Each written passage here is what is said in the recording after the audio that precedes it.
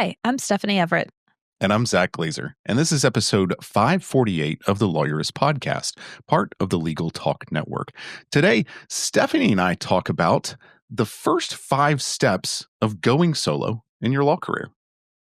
Today's show is brought to you by Paxton AI, and you're going to hear Zack's conversation with them in just a few minutes. So, Stephanie, one of the steps of going solo is getting your website, getting yourself out there, starting to advertise, and we each year do a best law firm websites contest. I think we've been doing it for like a decade now.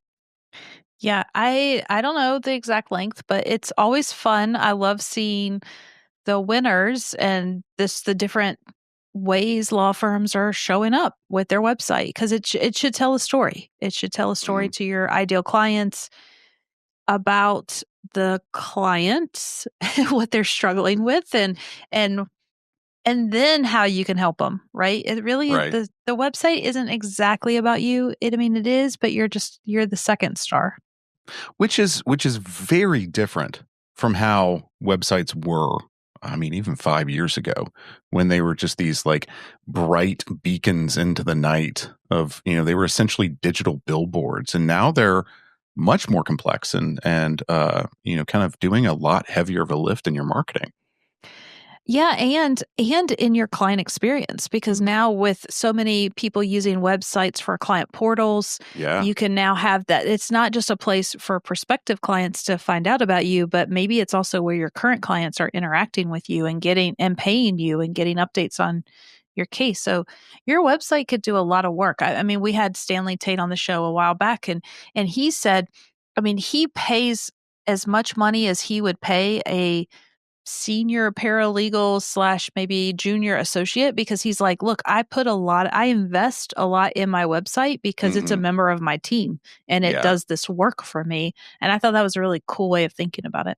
Yeah, that makes a lot of sense. Makes a lot of sense because they've been changing over the years. Well, so one of the changes that we have to our contest, though, is that we're pushing it out a little bit further this year. We usually have it February, March, something like that. We're pushing it out a little bit further because we're adding a little bit of educational content to the whole concept of the best law firm website. We've got a podcast coming up about building your websites. We've got a couple of educational articles coming out, and so we're hoping to give people a little bit more of a head start or kind of some Reminder. a reminder.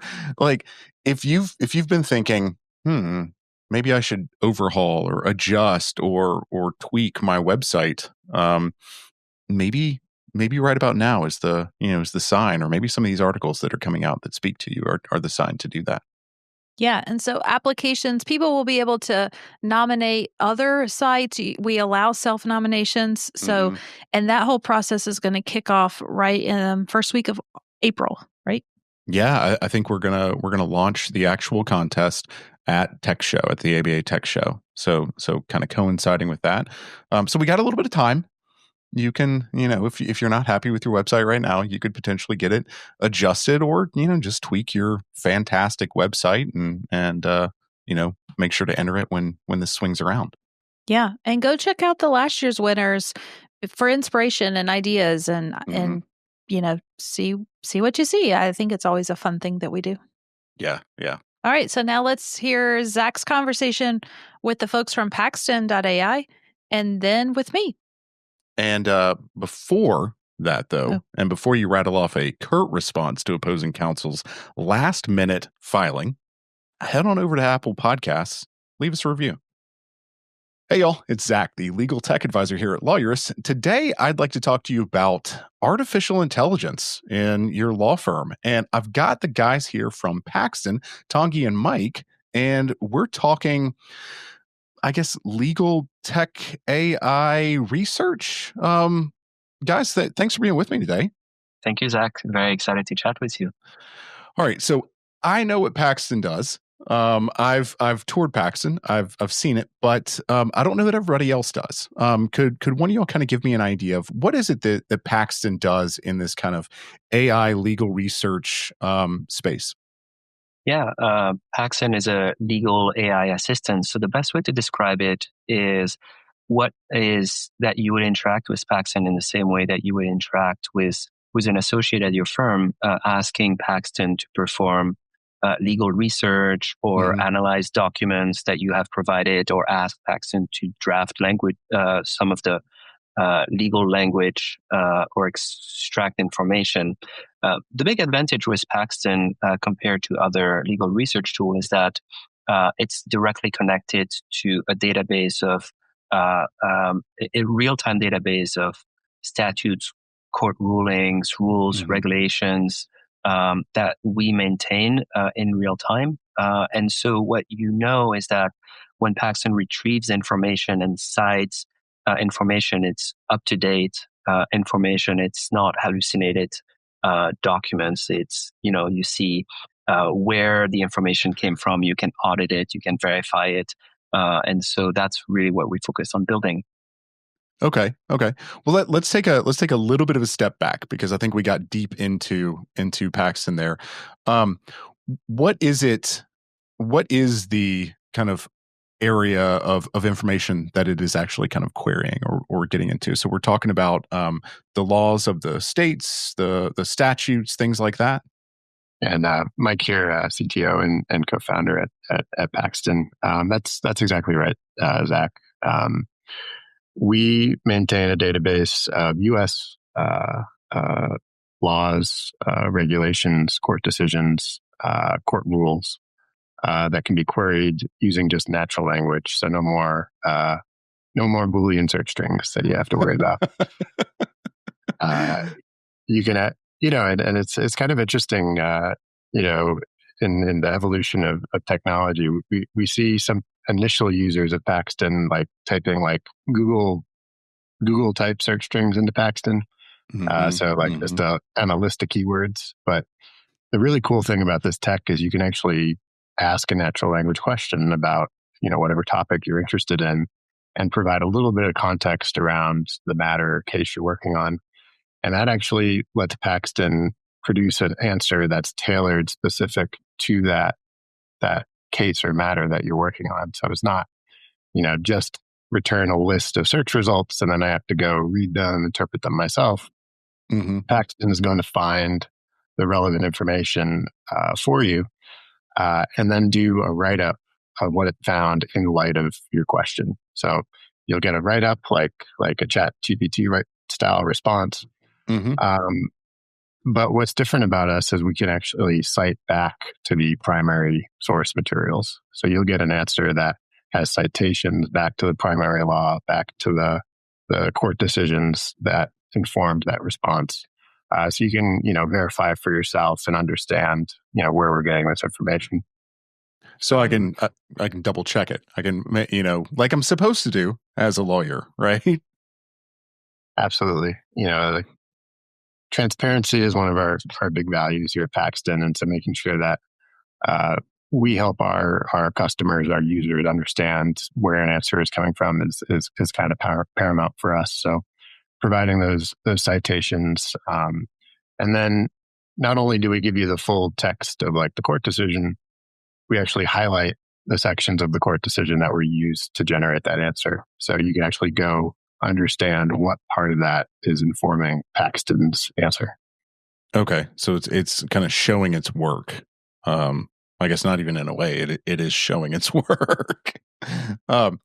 So kind of thinking about where Paxton is getting information from, there are, in my mind, there are two different types of products like this. One is I can go and I can search case law, something that is related to Lexis or something like that. And then another is I can kind of query information that I have, documents that I have. Something like Copilot might be able to do that.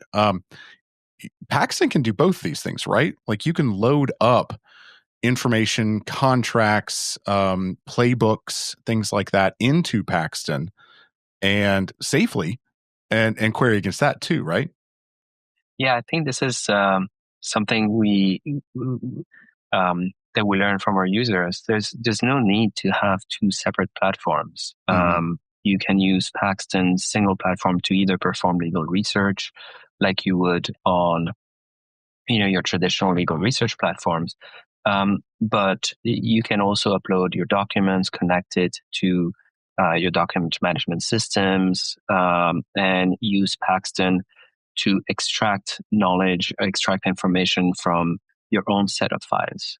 And so that means starting to create, tables or timelines or things like that analyze, large amounts of documents, find languages, query documents that you have uploaded in a matter that you might, in a litigation matter or in a transactional matter, if you're trying to find kind of needle in the haystack information.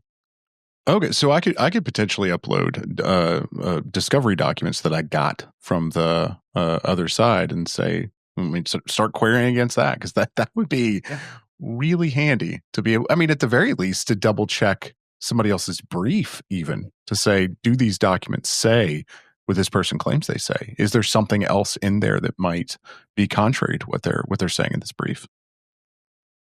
Yeah, absolutely. And we really wanted to design a tool that could be used, throughout the full life cycle of a matter or case. So not just the legal research portion, but really using that as the foundation, because an understanding of the law is going to be important to how you make use of evidence, how you draft either court filings, motions, other types of filings, or other documents. So, it's not just that you can use this to retrieve information about the law. It's actually helping you incorporate that throughout your whole life cycle of work. And to your point, we have employment attorneys who, have to review an employee handbook as part of the case. And, that used to be kind of a nightmare, dozens and dozens of pages of material to review. You can just upload it to Paxton and really pinpoint what is relevant to that particular case in a matter of seconds. And then look at that in light of the relevant case law and statutes to help you design your end work product. Okay. Well, there's a lot to Paxton, and I don't know that we can get to all of it here in the time that we have today. But if people want to learn more about Paxton, you guys have a webinar coming up on February 19th that they can go to. We'll drop the link to that in the show notes. What kind of things are they going to be able to see or learn a little bit more about in the webinar? The webinar, it basically walks the audience through different use cases. It's really kind of a workshop. This is done with one of our power user. And so that power user will explain how they're using AI tools. And it's here, in this case, specifically Paxton, to do their day-to-day work and where they have found efficiency and how it's impacted them. They'll walk through actual examples of client work where they've been able to find a lot of time savings and gains by using a tool like Paxton. Okay. And then, Zach, I think something that's really important to mention is that, as more and more AI tools become available for lawyers, something that Mike has shared is that we thrive on transparency, and transparency starts with making the tool easily accessible for people to try. And so if lawyers are interested in just trying it out, it's very simple for someone to experience Paxton. Just go on Paxton.ai, launch the module, click on try for free. This launches you into a 7-day trial process.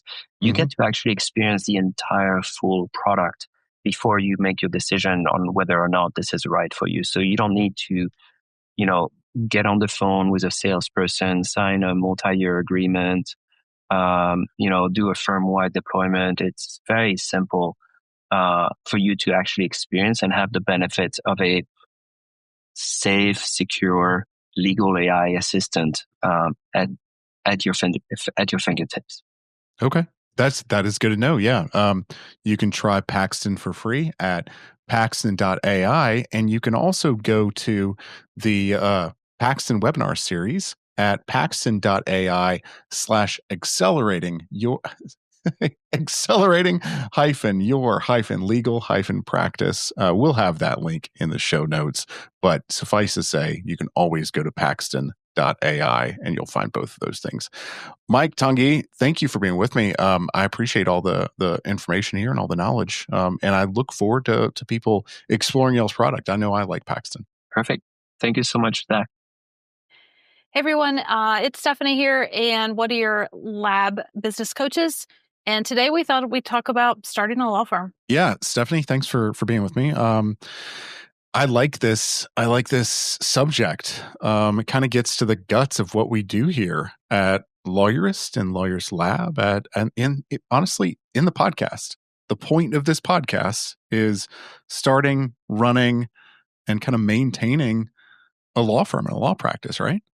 Yeah. So we thought today, if you're thinking about getting started, you're not sure where to start, maybe you've already started and you need to revisit some of these. I think it will still be, I hope might still be relevant. Yeah. And so let's kind of roll through our, 5 strategies to get you started. Yeah. Top 5 strategies to get you started, going solo, hanging your shingle. It's tough. and we weren't taught this, as we say a lot of times on this podcast. So yeah, let's dive in. What's our number one? What's our first one? Yeah. Well, okay. Pre-bonus tip number 1, I did a whole show once, it's been a couple of years, on the 5 questions you should ask yourself before you launch a business. So I'll just give a nod to that. We'll make sure we put the actual episode number that I don't remember what it is in the show notes. We'll put that in the show notes. That's like things to think about. Do you really want to do this? Okay, now you've decided you want to do it. So what's your first step? And this shouldn't shock anyone that's been around me with any amount of time, but you got to define your vision and your business strategy. Like, what do you want this firm to look like? But be more specific, right? So obviously we've talked a lot around here about creating that vision and what kind of business are you building and why are you building it? But for this purpose today, I want you to really think about the business plan.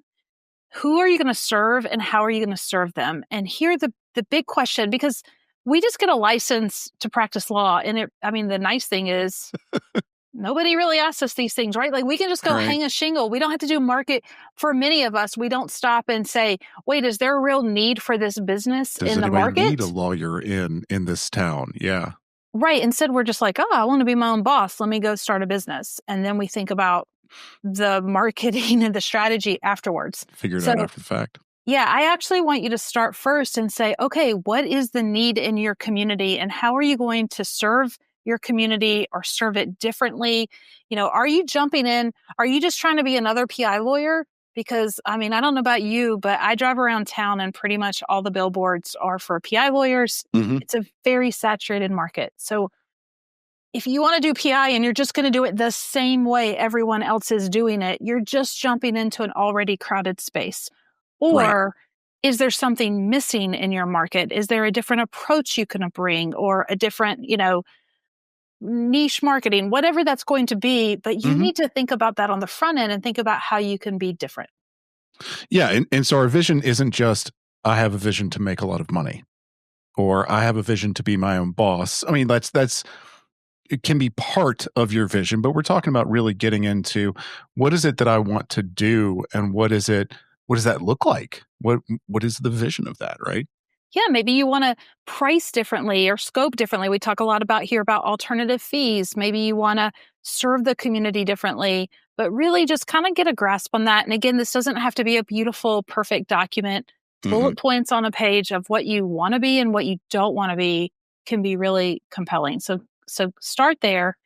And then you're ready to move on to step number 2, which is to set up your legal and financial framework. Okay. So yeah, I know what I want I know what I want to do. I know what I want to accomplish. I know kind of what I want it to look like. Now we're lawyers. Let's get this thing. Let's make it official. It's sad that how many lawyers kind of get, we still stumble. Well, maybe not all of us are corporate lawyers, right? But yeah, we're not all business lawyers. Right. But you do need to do some of this. So we're not here to tell you any advice on this, but you need to decide your entity type. Maybe consult with a lawyer to find out what the best entity type is for your jurisdiction. I mean, if you're going to say that people should come to you for the type of law that you practice, I think it would be safe to say that you should probably go to an attorney that is well versed in that type of law. And it's the same thing in any practice of law. He who represents himself has an idiot for a client. I mean, it is good to kind of separate yourself from that. And then you've got somebody to give you advice. Like putting people into your corner, getting people on your team is also a part of this. Absolutely. And remember, you may also want to consult with a CPA because there's really two big buckets you're thinking about when you're setting up your entity. One is liability and shielding yourself and your family from any liability that you may have as a result of your firm. And the second big bucket is tax considerations. So you're kind of thinking about both those things and making sure, you're planning for the best. So again, there's smart people out there that can help you figure that out. There certainly are. Okay, so we've got our vision, which values and business statement. Then we've set up our company where we know what kind of entity we want it to be. What do we start thinking about then? Well, under that legal financial framework, I just want to make sure we mention, go get insurance. I know it's not required in every state, but get some malpractice insurance, call a broker, they can quote it for you, they can help you. Usually it's pretty inexpensive when you're just starting out. So it's an expense, in my opinion, that's worth it. Make sure if you have mind. Exactly. If you need a special license, whatever you need to set up, make sure you get those set up. And then also on the banking side, in most jurisdictions, you're going to need not just an operating account, but also some kind of trust account for your client's money. In Georgia, we call those IOLTA accounts. Banks are familiar with this. Usually your bar will have a list of participating banks so that you can go. A lot of times there's not even a monthly fee for that type of an account.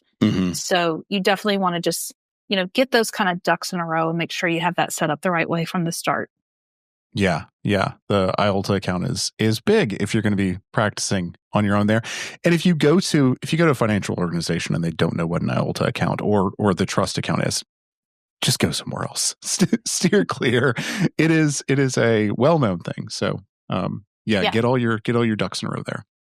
Yeah, and then the third step really is moving into your area, Zach, which is thinking about those tech systems and the technology tools that you need. I mean, the nice thing is back when I started my law firm, I sound very old saying that. Back in the day when we had to walk in the snow uphill barefoot. Oh man, there's a lot of attorneys that have been licensed since you or I got licensed, Stephanie. I know, but when I started my firm, we had to buy a server. We had a server closet. We actually had, I still remember this. We had a old school stereo player that would play the hold music for our phone system back in the closet, right? Like we would go set it to the radio station of what people would hear. I don't know, really. I also had a BlackBerry server because we had one lawyer that needed a BlackBerry. You had to have a special server if you wanted BlackBerries. So we just had to buy this big, expensive equipment, and you had to buy telephones, and you had to buy a lot of stuff. Yeah. And luckily, it's much easier now, right? Like you go online, you can get some cloud software, and you need a computer. And I mean, you need the right software, but you can get some tools and be up and running pretty quickly. Yeah, you can. I mean, people complain about SaaS and having to pay monthly fees I used to just be able to buy Microsoft Word. Yeah, we also don't have to put forward that initial investment anymore. We used to purchase our servers, and then I would, lay out money to purchase another server in 3 years. Yeah. 3 to 5 years, and then I have to buy another one. And now I can just go buy the proper software. And I'd say here, people like to get sideways and get really, really technical and try to find the perfect thing and the absolute right thing. Get started, but just get the thing. It is more important to get your processes in place than it is to get the exact right software right when you start. Get the software that does the job. Phase one of your legal tech stack is get the crap to do the crap. Absolutely. And I think you've done a whole show on this. Again, we have so many more resources on all these topics, really. So this is going to be a pretty extensive show notes that we'll help put together so we could, because we have a lot of resources on this, and we'll mention some of them at the end as well. Make sure, though, you have accounting software. Please do not try to use a spreadsheet. Like, just get it. There are some good things to start right from the beginning.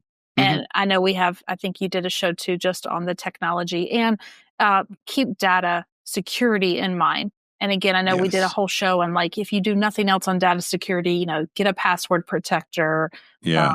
I don't remember all the tips I interviewed you for that show. So I do remember we did it, but we want to make sure. But yeah, a password manager is huge there. I think at this point, and yeah, we'll do another thing on the onslaught or the oncoming quantum computing issue. But having a password manager, you're just going to have that now, yesterday. Yeah. So then, we've got our basic tech stack built. We've got some workflows and systems like you talked about. That could be so important. Thinking through, like, client onboarding and getting an engagement letter, retainer agreement set. So just thinking about some basic workflow processes. Again, it won't be perfect, and it's not going to be all encompassing. It just isn't. Right. It's just too much to do. So you just want some basic ones. Like, you're going to need an intake process. People call you. How do they engage with you? And then the others you'll build as you go. So don't get stressed out about that. Right. A couple of templates and some processes and roll. Absolutely. Number 4 is probably the biggest one, where you're going to spend some of your time, and a lot of your time in the beginning, which is marketing, right? So you need a basic marketing strategy. Do you need to go spend hundreds of thousands of dollars? No. You need a basic website, and you're going to need to think about, how are you going to get your name out there into the world and get the phone ringing. And the reason I say this is going to be where you spend a lot of your time, for a lot of people when you start, unless you're bringing clients with you from where you are currently, this is the biggest challenge initially, right? Like, you can set up the beautiful back end of the firm, but unless you have the phones ringing and clients are coming in, it doesn't matter. And in this world, cash is king, and you need that cash coming in to fuel your firm and to fuel your growth and to pay your rent, all the things. So you got to focus on getting new clients in the door. And that really is going to be where a lot of new lawyers, when they just start their own firm, they might spend 60% of their time or more on marketing. Yes. Yeah. Because it also goes back to some of the stuff that you've been doing, the vision and values and your business statements and whatnot. But yeah, I could be the best attorney in the world. If nobody knows that I exist, if nobody knows that I'm offering the services for them, it doesn't matter. Yeah. And in today's world, we often see it used to be that you could just be the best attorney, and somehow the word got out and your reputation, allowed you to get those clients. Today, people are bombarded with the information in different ways. And so it's a struggle where we often see maybe not the best attorneys, but they have the best marketing strategy and they're getting those clients. So it definitely has shifted. Yeah, absolutely. But I'll also add, though, a lot of people will say to me when I talk to them about marketing or getting into it and tracking their marketing, especially, is they say, I work mainly on referrals. Okay, great, fine. That's marketing. How are we going to get more referrals? How are we going to track those referrals? Are you thanking the people that are referring you? Are you even trying to figure out who is referring you? Are you putting your name on are you sponsoring a little league team or something? There's more to marketing than just digital marketing in your website. Now, I would suggest definitely looking into that. But even if you're just saying, I'm doing word of mouth, okay, great. Yeah. How are you doing that? Have a plan. And it's not free. So I think this is the other quick, misconception people have, is they're like, I'm not spending money on marketing because I'm just going to 3 events a day or whatever they're doing. And I'm like, well, the time you spend on those events, that has value. I mean, your time has value. So you can easily start to assign a value to the activities that you're doing. And you should be tracking which ones are actually getting you something. And also keep in mind, you can't give up, because a lot of times we know that it takes 7 to 12, touches, quality interactions before somebody will be willing to either send you work as a referral or, potentially engage with you. And most people give up after one. So marketing's a long game. You got to stay in it, keep at it, and you kind of keep chugging away at it forever. Yeah. Yeah. Well, and we have resources obviously on the website that dig way deeper into what you need to think about with marketing. But I think for me, we go through law school and we think I'm going to be writing briefs all day, or I'm going to be studying law all day, or coming up with arguments. But it is a big thing to market. You have to either create or take advantage of a market that is out there, and that is a huge part of being a solo attorney. Yeah, absolutely.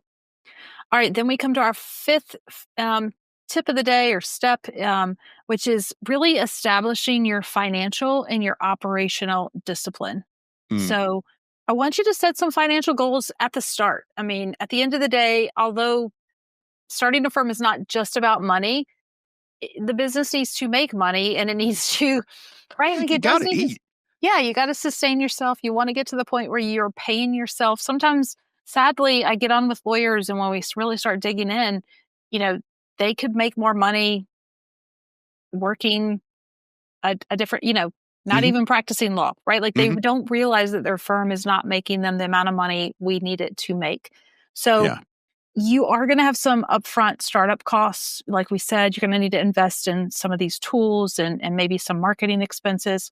One piece of advice that I love that I don't know, I picked this up along the way and it made a lot of sense. And my husband and I've done this every time we've started a business, which is we agreed on the front end, what are we willing to invest in our Mhm. personal money in this business? And more than the initial cost, because what ends up happening a lot of times, like, okay, we invest this initial amount of money, and then a couple of months later, we're not quite breaking even yet. We need a little bit more money, and then Mhm. maybe the next month, we just need a little bit more money. I'm going to break through, and you can slowly get yourself into trouble and not realize how much money of your personal funds you've actually invested in this business if Mhm. you're not careful about it. So I like to have that, and it's hard when you're in it, and if you are struggling, it's really, the temptation is there. Oh, we'll make this work. We'll put in a little bit more. So I like to have the conversation on the front end. What am I willing to invest in this? What's my initial investment going to be? What's my backup investment going to be? And at what point, how much time am I going to give myself to really make a go of this? Because Mm. like it is, like you said, this is hard. This is hard work. This isn't just like, I mean, for a lot of people, you just don't come in and flip a switch and money starts flowing in. Mhm. You've got to work at it. And so I think going in with some good goals and expectations and sort of like ground rules about what you're willing to do can be really helpful. Well, so talk to me about that a little bit, because that's the initial investment kind of money that I'm trying. So yes, I want to make sure I don't go, past this point. And I remember having conversations with my wife about that when I was running our firm many times. But okay, let's think about it positively. What things do I need to be tracking KPI wise when things are going well? How do I know that I'm doing well in my firm? Yeah. I mean, you should understand your financials. I think we say this almost like at the beginning of our book, um, which is also another great resource, by the way. We'll talk about that. But like lawyers love to do this little silly game where they say, I'm a lawyer. I don't know about numbers. And Mhm. if I wanted to know about numbers, I would have gone to business school. Okay, stop. F Get that, over that. right? Like, yeah, Yep. you're a business owner now. You have to know about the numbers. You have to Yeah. care about the numbers. You need to understand your financials. And if you do not, there is no shame in saying, I don't understand. By the way, we did a great episode with our financial coach, Bernadette, on like how to read a profit and loss statement, or also Yeah. called an income statement. We do this in our coaching program. Like we take people's statements and I'm like, let's break it down step by step. You need to understand every dollar coming in and every dollar going out of your law firm and what the implications of that are. And you need to understand the path to building it and what that financial growth can look like. So at the base level, when you get started, you need to understand what your overhead expenses are, what you're going to need to quote, break even and cover those expenses, what it looks like, not just to cover those expenses, but pay yourself a reasonable salary for the work you're doing in your business. Right? Like a lot of lawyers are just like, well, I'll just take the profit that's left over and that's what I get paid for them. Like, no, we need to set this up where it can pay you just like you had a job. Like you should get paid if you're working in the business and you should get a reasonable return on your investment. So really thinking about like those KPIs, those are some simple ones. We have more on the website that we talk about because you can get into a lot of KPIs, but at its base, what do you need to break even? What do you need to hit your goals? How many cases, like then do the back end math of that. Okay, so if you need to make $10,000 a month, how many clients is that? What's the average case value that each of those clients is going to bring so that you can then back into some marketing goals and really start tracking? Okay, so what I'm talking about is I need 5 or 10 or however many new clients each month. Here's my path to getting that. And if I do that, I should hit these goals and I'll be successful. I love that because it kind of wraps the whole thing back on itself a little bit, because we said, okay, what is our vision and our business statement? What are we trying to do here? And then then we get into, through a couple things, into the marketing of like, how am I going to do this? When people go into marketing, sometimes they're, I remember my father would always say, well, anybody's a potential client. Oh, do not do that. No, that's just not the way you do it. But it is really easy to say, well, I just want to make as much money as I can without spending any money, spending as little money as possible. If we get into these financial statements and talk about how much money do I need to make, how much is my, are my clients worth in a sense? Well, then I can actually have some real marketing goals. Yes. And I'm not just throwing stuff at the wall, seeing what sticks. Yes. And to that point, because I see this a lot, people come to me and I'll be like, tell me about your firm. And they're like, well, I do family law. I do some real estate. I help businesses get set up. So I do some corporate work, some estate planning, and some PI cases. Right. And I'll be like, how many people are at your firm? 1, 2, 3, whatever. Yeah. Okay. Please, no, I'm going to say this loud and clear for those everybody can hear. That is like running 5 different businesses. Yeah. It is hard. It's unnecessarily hard. You will scale it, and you think, like your dad's point, you think, but I just want to help everybody, and this isn't I'll this take the way? anybody. I don't want to turn away any business. You will grow faster, and it will be an easier path the faster you can focus and not have, having a transaction practice like real estate or business transactions and having a litigation practice like family law, those are 2 different businesses. Everything about it's different. You're marketing to different people. You're setting up different workflows, and the way the work flows through them, everything is different. So you can see, I'll get off my soapbox. Technology is different in those 2. I would tell you to use different software in those 2. Yeah. But that scares the hell out of people, Stephanie. And it scared the heck out of me too. To turn a client away. Somebody comes into your office and says, I need something and I'm willing to pay. Yes. The best advice I ever got was you make more money off of a no. You make more money when you turn that client away. Send them to a referral source where that referral source can then send you back your ideal client. You make more money off a no instead of trying to go, you can't just wing it and figure out estate planning. Like you're going to think, well, I'll get a form off, I'll just get a form for the same reason we would tell people like, don't do that. Like it's complicated. Right. There's tax implications. I don't know. It is a complicated practice area. Don't do wills for friends and family. Send them to an estate planning attorney. Have that attorney hopefully send you your ideal clients so you make more money off of a no. The time you're going to waste trying to figure out that practice area and set up all that stuff, you could have served 5 or 10 of your ideal clients and made money. Absolutely. Love that. Okay. We've gotten 5 things that we need to do. Yep. Anything else? Anything Let's do a bonus. Yeah. Okay. Bonus tip. Here it is. You don't have to do this by yourself, right? Get Yeah. help, seek guidance. There is a whole lot of information and people and community out there willing and ready to help you. So I know we have a ton of free resources on our website. We have a guide on how to start a law firm. We have a guide on how to do your marketing. So you can go onto our website and download these guides for free. You can listen to podcasts. You can get business books. There's a lot of free content out there. There are also communities, like we've created our lab community that we love, where, lawyers love helping each other. This isn't a place where everybody's like litigation world and everyone's against each other. There's actually a lot of people out there that would love to help you solve those early problems. They've been in your shoes. They want to help you. And then, obviously, once you're ready at any point in your business process, our team is also would love to help you. It's, it's what we're passionate about. We love helping lawyers.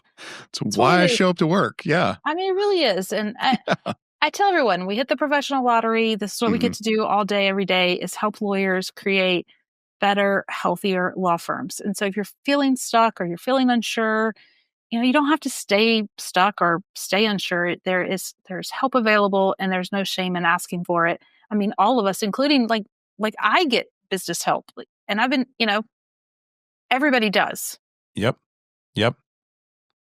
Oh, I think that's a good thing to end on is be a part of, create a community. You do not have to do it alone. And you can always get lawyers love being mentors.